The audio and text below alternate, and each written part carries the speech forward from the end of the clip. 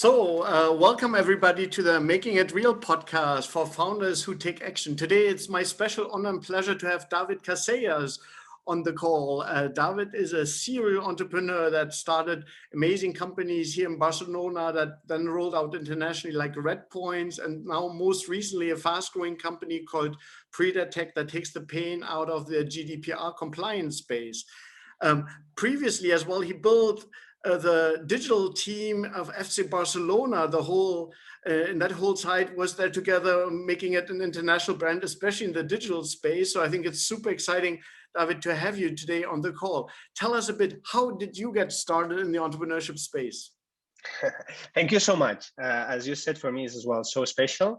And I'm so pleased to participate in this podcast. So as you said, my digital life started with Didacli. Actually, he found me, and I was always related to the digital trends. I even founded in Girona a marketing digital agency. So at that time, it was the Barca elections, and they were calling me, "Hey, could you help us a bit managing all the potential network, social networks, and potential fans that are around?" Of course, I loved it. Barca's call is, I always dreamed of taking part of Barca, but my football level, it was so bad. So it was a chance for me to really participate in the club that I love. No? So clearly, when I came there, I started more from the communication side, but I was so lucky because at that time, we were talking about how to increase the revenues in terms of digital and Barca and worldwide. No? So I was the first employee in the new digital business department.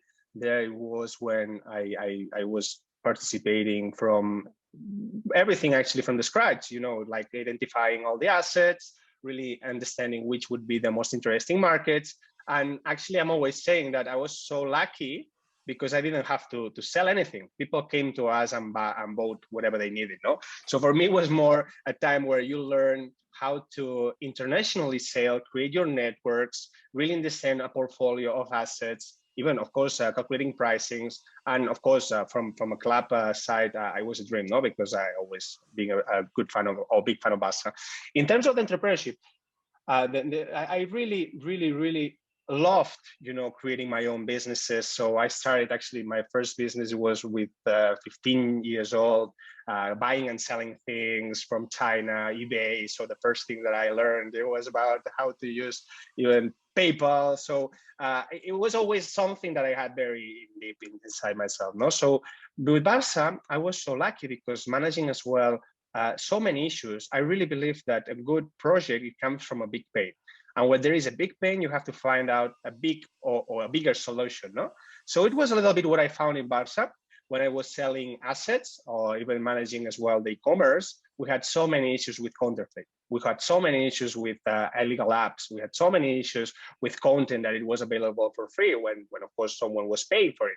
So at that time, I as well really believe in the connections, the stellar connections. No, if you are open, if you are willing to do something and really focus and with a lot of good vibes and energy, then things come to you. So you don't really have to look for things. You have to get prepared for the things coming to you. And most important, you have to really get prepared to see the signals and get it. No, because if not, of course, it could go through your eyes and you would never even understand why that happened. So it happened when I met Josep Coy.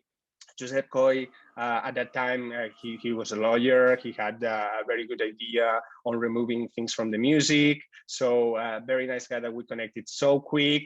And I told him, look, I'm facing issues, not with music, but with a lot of counterfeit and a lot of content. So do you think we could think on moving from music to something bigger, like removing products, like removing issues over the world? And we tried, and with his idea, his vibes, of course, I've been always focused on sales. That's what I love. So we created a huge, I think, project and good story, a project where you learn a lot about yourself. And I think it's really important, especially in the beginning, really trying to find out better people than you in what is needed.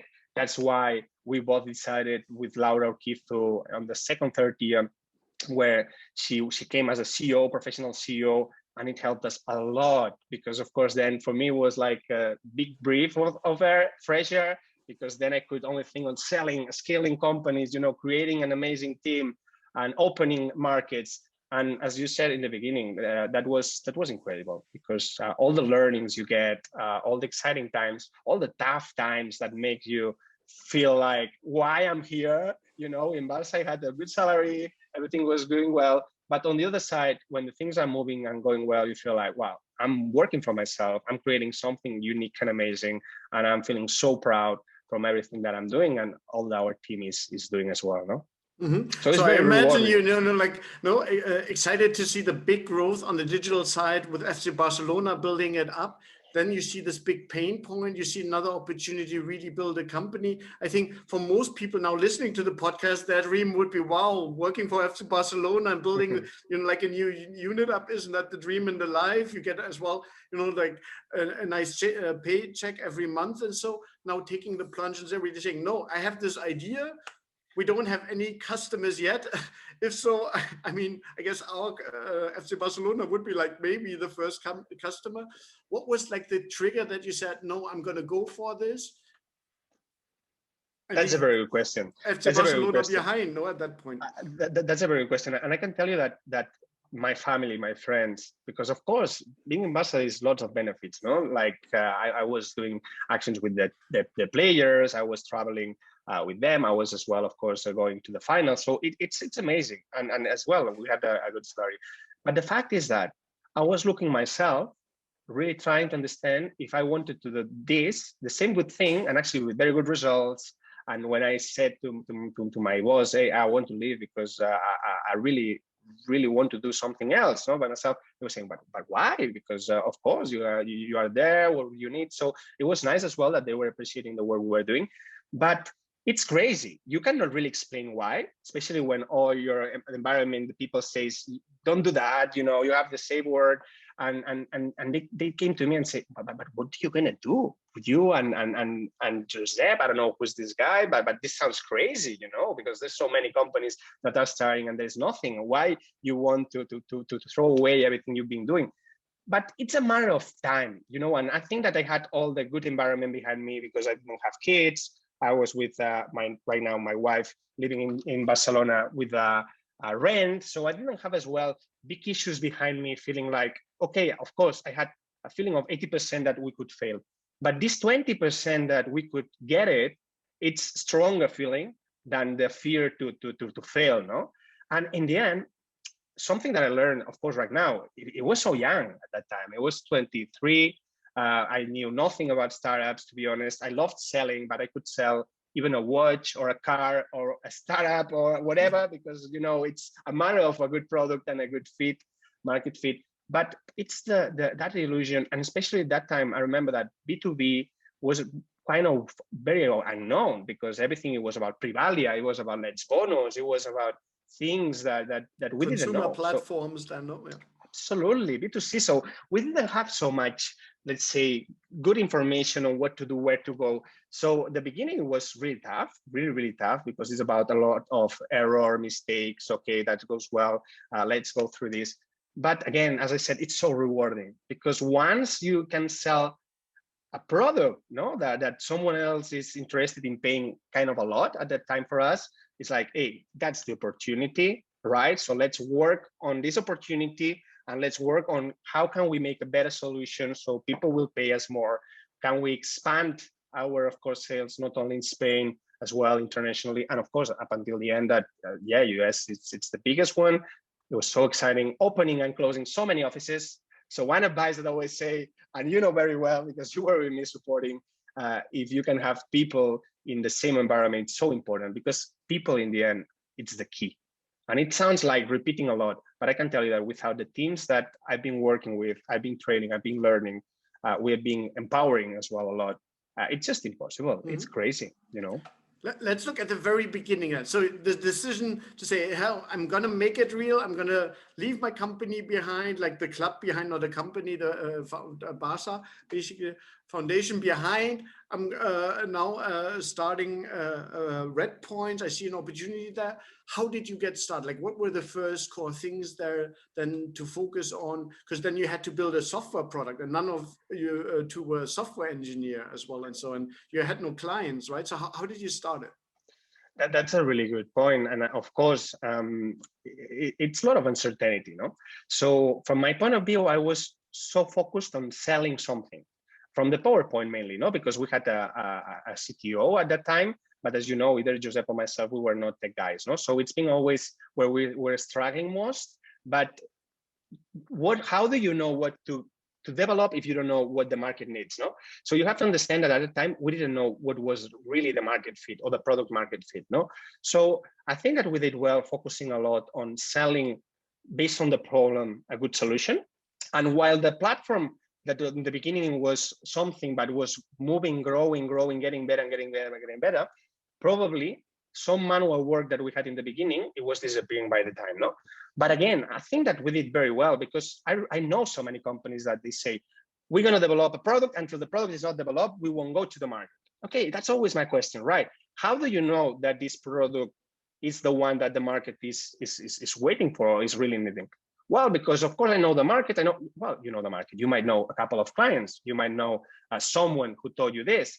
But really the insight is removing all the barriers and going to there, and the market will tell you, I wouldn't pay for that.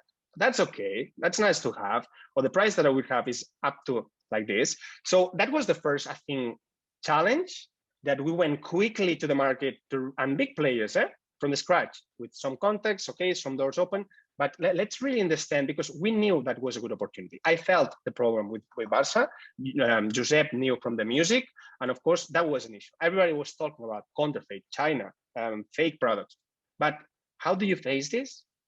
Why companies would pay a lot of money for this product? It was really where we spent in the beginning, no, most of the time, and actually, yeah, a lot of energy. Then by the time, of course, the other big issue, or not issue, the other big important fact you have to accomplish is the team. So we were very lucky. We got from the beginning super nice people, a lot of people that's still there in Redpoints after 7 years. So that's really as well rewarding when you see that people that came from the beginning, but very from the beginning, it's still there, because that means that they were the right people, no? Otherwise they would left, or you would fire them. And that's the other thing that I think we did very, very well. A good hiring, committed people, adding a lot of value, especially in the beginning. Most of the founders that we listen now, they know that there is no clear functions. You have to do whatever is needed in the beginning because you want the success of moving to the other stage. And the other stage probably is raising money or moving to other market, or whichever is their goal, no?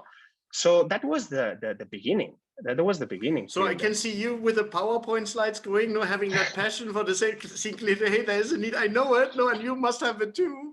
And then closing the sales. Oftentimes I mean, many people or founders that want to create the companies, or they're afraid to talk to the first customers because they maybe, as you said as well, oftentimes they don't know the market exactly. They don't know exactly what the customer wants. They have very little to show for in terms of products. They don't have any reference customers. Any advice on how to close the first customers when you're still new and you don't know exactly what you are even selling? Yeah, and this is a feeling that I completely recognize because it happened to me. You know why? And maybe they don't know yet, but it happens like this. You know why people is afraid to go to market? Because they are afraid about being rejected, or being with negative insights from what they do. There's human rejections, no? Yeah. As a person, that they almost feel exactly like this. And this is part of that development. So first advice, get prepared. And I'm sure the first approach of the market, it's not going to be the one you expected. But that's a good sign, because at least you know it. If it's 100% like this, well done, and let me know that I know some good investors. But that's really a normal process, because I really believe in the concept of learning by doing, and only smart people, the ones that are really on top, because I read a lot, you know a lot, is the ones that understood what's the market signals and how do I take advantage of this, especially because markets are evolving so quick. And of course, COVID keeps being massive, the big changes, no? But you cannot pretend that the first product you imagine is the one that is going to be forever. So advice, go there as soon as possible with the problem you detected. So just make sure that this is a problem that is affecting so many people. They have to understand the problem. They have to feel like part of this problem. They have to feel like this is what they are doing and living right now. And then proposing that solution, that is a solution that you either right now or in the following months you're going to have solved with technology. That's, for me, gold, because it's really the way, and not only one, as many as possible. Of course, advice, go first with the ones that you have a good entry. Why? Because you need patience in the beginning. So you have to have someone who will listen to you and will be nice in a way that at least will be okay. I'll give you 10 minutes, and even though I don't like it, I'll tell you that I don't like it. No, if you go with the cold calling, or if you go like outbound, you might find like very quick rejections, like not interested, which is not adding good value. So we all know people. We all know people. If it's something about the football clubs, I'm sure you can find someone like me saying, hey, could you please let me know who can I talk from this club or from wherever, that at least will listen to us. We all have to try in the very beginning to go through someone else, because you need patience. And this is the word, no? Depends on how the reactions are. Of course, for me, the strategy has to be one or other, no? Hey, that seems like they love it. Okay, let's build up a team. Let's really think on what's going to be our first market, which could be the second one, so product gets aligned, and mainly what's our strengths in the product. So creating our playbook, our pitch, our understanding how can we handle all the rejections on the product side, how we're going to sell first the problem, because if they understand the problem, the solution comes up afterwards. And then, of course, in a demo side, what's going to be the sales cycle, no? It's going to be only one meeting, no, because they need technical decisions. So maybe it's going to be 2 more, 3 more. So kind of idea on how the process should be. I really think that it has to be the beginning. At the personal side as well, any advice on how to deal with rejections? Because, as we said as well, you have some believers that you maybe find, and that's fantastic. You need this early group of core believers that are that then become as well potentially customers, but as well you will get rejections, right? And do you have any way to how to deal with rejections, like not with this personal feeling of being rejected? With a glass of whiskey. No, but it's, I mean, I don't like whiskey actually, but was it just the numbers game as well, where you say, hey, I need some positive things, so I'm just going to do more calls today to get like at least with the gin and tonic. No, Jan, just kidding. To be honest, and it happened to me because I love what I do. So every time that someone says, it's like, no, you cannot say that. No, but that's okay, because it's a positive feedback. A good rejection, and good rejections means explaining why. It gives you either 2 insights. One, you are approaching the wrong market, because that person is not understanding the pain. So it's not the right market. Second, it might be not the right product. Or even third, it might not be the right price, because it's so you have to understand where the rejection is. Is it too expensive? The value is not clear. The value proposition. The guy feels like, wow, what are you telling me? So rather than the rejection, what I would really encourage people is asking afterwards. Like, okay, that's something for your company you think is not interesting because of your department, or because the problem is not like this? Could you please let me know someone else from another department that might feel more interested in what I say? But that's really cool. Even with Pridatect right now, we did a lot of work in the international markets, because international markets, it's a completely different story. Even though you see, no, it fits perfectly here. Well, might not, because culturally it might be different. They are expecting something else. So it happens to me constantly. And that's why I really love, even though right now I'm involved with so many other things as a CEO, but going with the sales demos and even asking them something else that I learned. People is afraid on asking questions. And because sometimes you would feel like I might look like a dummy guy if I'm asking this, or I might look stupid. Come on. This guy is in 3,000 kilometers or 30,000 kilometers. It doesn't matter whatever is going to think on you. What you want is information, because information is power for you to take decisions. And decisions are key to get speed or to make quick changes or whatever is needed. So you go ahead. Mm-hmm. That's fantastic insights. So not thinking about too much about like feeling rejected, but actually more understanding, learning, getting to the reasons, and that's the core thing. And then if in that meeting it's not about closing that or moving ahead, that at least you've learned a whole lot for the next customers as well. So I think super exciting advice. Looking then so you were, I can imagine, you came with your enthusiasm, you're closing the first customers, still on actually then delivering the product early on. SaaS takes time as well. I always say, like, people think, oh, we have an idea today and then tomorrow the product is built out. That takes time. How did you go about actually building out the product? How did you finance the people and how did you find the developers? Okay, that's a really good question. Again, very strategical. And sometimes you do it even without knowing the theory, no? When you want to sell either to investor, someone who's gonna lend you money or invest money in you, or of course the client, it's kind of the same. And people will say, you're crazy. No, it's the same. Why? Because an investor is buying your product, buying yourself, so is really trusting you, and a client is buying your product, not yourself, but just trusting in that solution it helps. So it's the same. And what does it mean?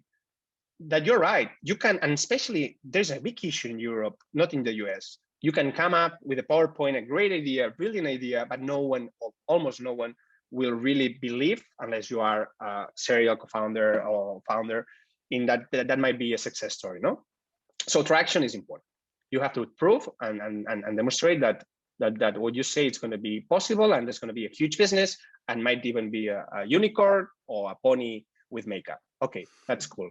But what I mean here is, when you are developing a product, you have to understand where the direct value comes to the client, and how can you show something before really spending 2-3 years in what you need. Why? Because if not, you might not have investment or clients. So that's why in both cases, once you understand the problem, maybe there is manual work behind. I know so many success SaaS companies and B2B companies that started manually doing some job. Because when you are doing something manually, as well, you know what can you automate it, or how can you automate, what can you as well prioritize, what is the market signals depends on this. So again, it's a big issue on people saying 100% technology, or maybe it's 80%, 50%, but it doesn't matter as long as there is technology, of course. As more technology, better, but we have to be conscious on, maybe we don't have 2 years just to get the garage with the Google guys and developing our own idea based on technology. So if you are with your founder, your co-founder, let's think about it. Okay, what do we do? Why the clients would pay for? Maybe some results.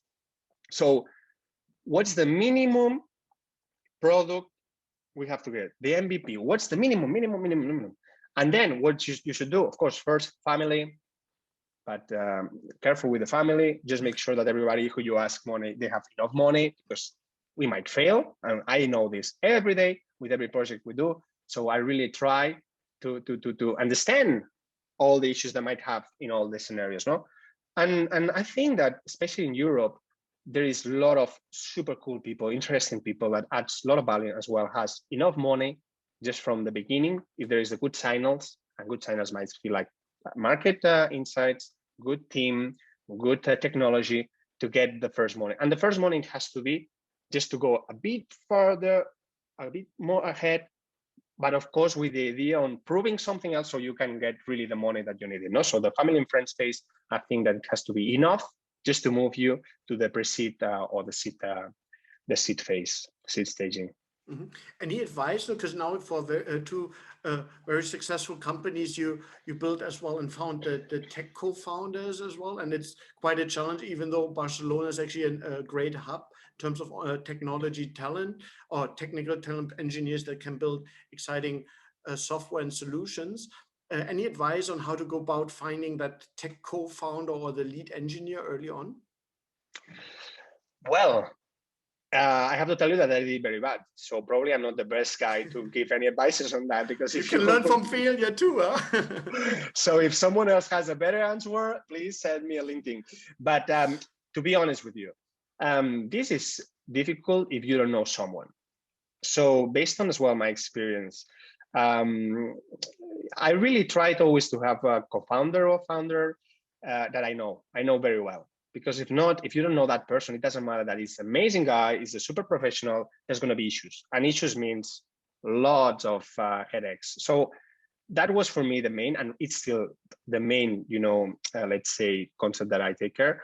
But of course, a tech guy, it's a must. So if someday after 5 years and we sell Pridatect with 5,000 million euros, I have to again do another startup, I can tell you that I would never do it without a really good, strong tech co-founder. That's a reality, because then you especially the time is what is worse on, no? Because then you have to find out that person, and SaaS and B2Bs in startups is based on technology. So it's clearly another learning that I did wrong with Redpoints, and I did again wrong with Pridatect. Right now, for instance, with Pridatect, we found out a late co-founder that is our CTO is great, but after 1.5 years, no? So of course, I wish having him, but I didn't know anybody. So what I really think is really good, especially because I've seen in other companies, is people who you know from the college, from the university, meetups, but first of all, really meeting that person, going for a coffee 4 or 5 times. Not only, oh, I heard that is a good CTO, yeah, but that guy might be crazy. So it's money what you are putting on the table. So you have to really be conscious on how to manage that, not only crazy tech guy. And yeah, I've seen very successful companies where they met before, they were having a relationship, and they are great guys, very professionals. So my advice that I did wrong would be take your time. It's really a matter of taking the right decision rather than going fast and looking back and say, oh, I did it wrong as I did. And really try to make sure. I would recommend 100% having a tech guy into the co-founding thing, 100%. But more important, really making sure it's someone who do you want to have an amazing and tough, difficult trip with that person. And it's going to be 5, 6 years. It's worse than getting married, because divorcing is not that easy as when you get married. So it's really, really something that I would consider in the beginning. And they're having the right terms in place, for example, to look into vesting as well, just in case if a breakup comes, that you don't have issue with shares and all of that. Very, very important. If we as well then look very quickly on Pridatect that you got started with, you decided so you built Redpoints, huge success story. I think now there's over 200 people working there, very fast growing, internationalizing all these international markets. Laura took over, which as well I think is a really admirable step, because I see too many founders oftentimes hanging on and then getting into issues because they cannot really manage the whole thing, and that their passion and their strength is really starting companies. So I think here, this one I always thought as well, you did amazingly. How did you do this transition that you say, for me now it's time to find my, found my second venture, and how did you go about finding the opportunity? That's a really good question. And I can tell you that the best decision, it was, as you said, hiring a professional CEO. That then for me, Laura is like a late co-founder. She did a lot. And as a team, for me, I learned so much. So it's something that I would do again, for sure. Why? And it brings me to the second question. Startups with the pressure, with all the tension, with investors, which in the end as well, your boss, people feels like, hey, I'm going to be my boss. Well, it depends. If you have enough funding, it's okay, but you have to report to the investors. So it's a game that you have to really, really understand and learn. And you learn by doing again, no? And learn by the time. So I learned a lot. And I understood with Redpoints that what I loved, it was building up everything. We opened the offices in New York. I was there while we opened the offices, living. I loved it. But at that time, I was managing a big team with big, let's say, business plans, that it was more about a managing guy, because it was not a matter of strategy. We knew what to do. So it was about increasing the teams, making sure the activity was high, making sure that the efficiency was getting better. But while I learned about myself, I really knew that what was making me feel excited, it was exactly doing the new things and really thinking on how to improve things, better things. I don't know. It's a really personal matter, no? But at that time, I felt like, okay, of course, it came an opportunity for a partial exit. That helped, no? Because it came private equity. And I felt like a moment where the things were really good. So I did amazing results, multiplying by 3 year by year. So it's good when the environment is helping you to take decisions rather than everything goes wrong and it seems like this guy is jumping out the boat. So it's like a rat. What is he doing? It wasn't like this at all. I had an amazing relationship. They asked me to stay there for 6 months, 1 year, just the time they would find someone else.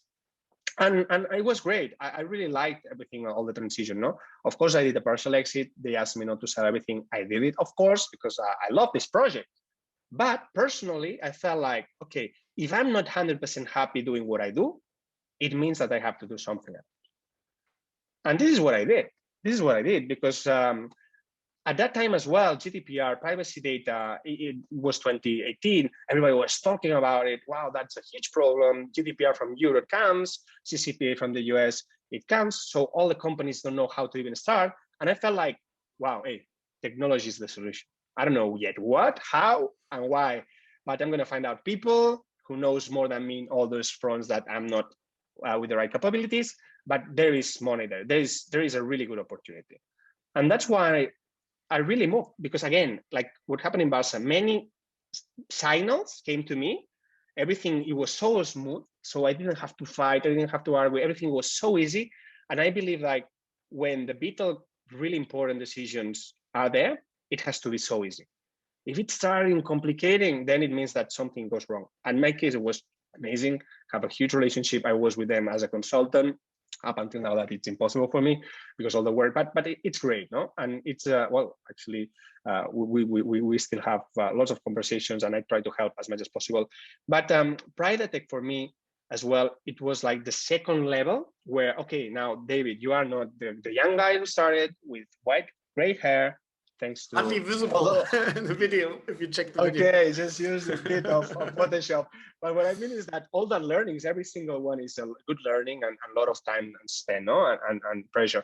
And I really wanted to prove myself. So the second one is more like challenging yourself. Like, hey, I know much more right now. I feel like a really good professional. I know how to manage people. I know how to get the best from each of them. I know how to sell over the seas. I really learned a lot. So you feel like that's the time to start from the scratch, create something amazing. And in this case, the opportunity was even bigger than Redpoints, no? Because it was affecting every single company in the world. So we were like, wow, I love it. So it's like you started with 100 pieces puzzle, moved to 1,000 pieces puzzle. And then this is a bit of challenging yourself because I love what I do. This is a reality. I have better days, worse days, but if I can choose, this is what I want to do the rest of my life. So it's now it's not a matter of money now. It's a matter of really enjoying what I do. And I really like it. I really love it. It's true, Jan. I didn't remember how tough was the beginning because with Redpoints, I was most of the time celebrating 30 million investment rounds. And so, and it's good as well, going back and moving to the reality of, hey, okay, of course, I got some help in the beginning because people knew me and the trust was there. But then it's the same for everybody. Mm-hmm. I can tell you that the really basic issues, like finding out the partners, like finding out the fit. Yeah, maybe I have some more of the resources and learnings, but it's tough. It's not easy at all.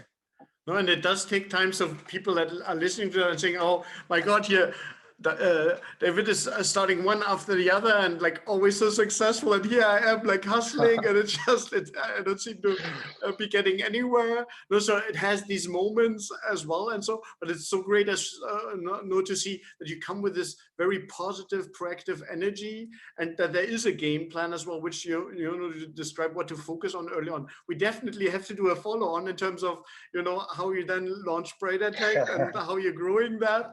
I think in today's episode, I was really fascinating to see all these learnings here over the two ventures as we got started. If we see right now, you are building a Pridatect and growing Pridatect, and you said you're enjoying the ride, doing it again now as a more professional, let's say, or a further developed professional. What's next for you? How do you see that? Well, that's a good question. As we said, Pridatect right now, it's impressive. In only 1.5 years, we were launching markets. So international markets for me, it's so challenging because it's a different culture. UK and Germany, which are for me the most difficult in Europe. But I knew that if we wanted to do something great, it's what we are doing. We had to start from the most difficult ones. No, if you are Barca, you have to play with Real Madrid and Manchester City before, because you're going to find them in the final. So it's not a big deal. So that's a bit, and where I see myself and what is motivating me is that we're helping so many cool companies right now. Pridatect is helping companies that don't know where their data is. They don't know how to deal with all the issues on the compliance, on the security, privacy data. And we created something unique that helps those companies that don't know how to even start, or that lawyers are not really bringing on the table what they need. So it's a solution that really supports them as a compliance, external, or digital team, all their needs to keep growing wherever they are in a unique platform, and with a unique as well account team. No, so this is amazing, and I see myself keep growing this, growing, and of course, I know that there's going to be a time that I might find a CEO better than what I do. I would get it, or maybe a time that I see someone else doing better things than me, and this is really good, because Pridatect is a project. It's not my project. I'm part of it. And that's great, but it's a project. And I have an interest that it's going to be a successful project with everybody there, or the ones that are the best. And that helps a lot, because it removes a lot of pressure on you, because you feel like, if I'm not good enough at that stage, what's going to be? Oh, no problem. We're going to find out someone else. So I'm going to be there pushing with that energy, with all my knowledge. And I hope for a long, long time, wherever is someone else that I find or I need, I'll do the same. So yeah, I mean, this is about the learnings. Everything that I saw it worked best is what I want to repeat again. David, thanks so much for joining us for today here on the podcast. Those were amazing insights. Pleasure. And all the best going forward. No, thank you very much. I really, really enjoyed it. Thank you.